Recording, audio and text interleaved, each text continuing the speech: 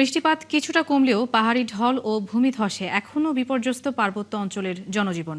এই মুহূর্তে রাঙামাটির বাঘাইছড়ি উপজেলার উগলছড়িতে রয়েছেন আমাদের সহকর্মী সবুজ মাহমুদ। সেখানকার সবশেষ অবস্থা জানবো তার কাছ থেকে। সবুজ, একটু জানাবেন কি অবস্থা দেখতে পাচ্ছেন এখন উগলছড়িতে এবং সেখানকার বন্যা পরিস্থিতি এখন কি অবস্থায় রয়েছে? নুজাত, আমি এখনো উগলছড়িতে যাইনি। বাঘাইছড়ি থেকে আমি ট্রলারে করে যাচ্ছি। আমি এখন আছি উগলছড়ির কাছাকাছি। এই এলাকাটা কিন্তু খুবই দুর্গম একটি এলাকা, পাহাড়ি এলাকা, চতুর্দিকে পাহাড়, এবং এইখানে এখন যেখানে ট্রলারটা চলছে এই মুহূর্তে সেখানে কিন্তু ফসলি জমি ছিল। এই বন্যায় এই ফসলি জমি সবগুলো তলিয়ে গেছে, এখনো পানির নিচে আছে। এবং তার পাশেই কাঁচালং নদীর পানি এখনো বিপদসীমার উপর দিয়ে আছে, এবং আশপাশে যে গ্রামগুলো দেখা যাচ্ছে সেই সবগুলো গ্রামই কিন্তু বন্যা কবলিত। এই গ্রামগুলোতে ইতিমধ্যেই ত্রাণ সহায়তা পৌঁছেছে উপজেলা প্রশাসন, এবং আমরা সেগুলো দেখিয়েছি। এখন আবার আরও অন্য একটি গ্রামে যাচ্ছে, উগলছড়ি গ্রামে। সেই গ্রামটি অনেক দুর্গত এলাকায়, সেখানে উপজেলা প্রশাসন ত্রাণ সহায়তা দেওয়ার কথা রয়েছে।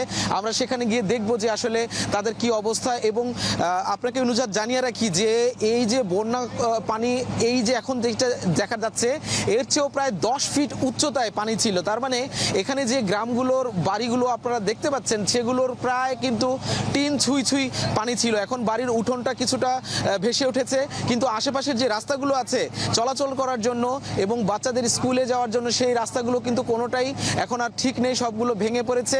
এবং প্রধান সড়ক যেগুলো দিয়ে উপজেলা পর্যায় থেকে জেলা পর্যায়ে যাতায়াত করা হয় সেই রাস্তাগুলো কিন্তু ভেঙে পড়ার কারণে এখানে কিন্তু মালবাহী ট্রাক থেকে শুরু করে বিদ্যালয়ের স্কুলগামী শিক্ষার্থীরা কিন্তু তাদের গন্তব্যে পৌঁছাতে অনেক ভোগান্তির শিকার হচ্ছে। তো এই যে বিস্তীর্ণ এখনো যে পানি এর চতুর্দিকে এই বিলটির চতুর্দিকে পাহাড়, এবং পাহাড়ি ঢলে অতিবৃষ্টির ফলে এই পানিগুলো এভাবে বেড়েছে। তবে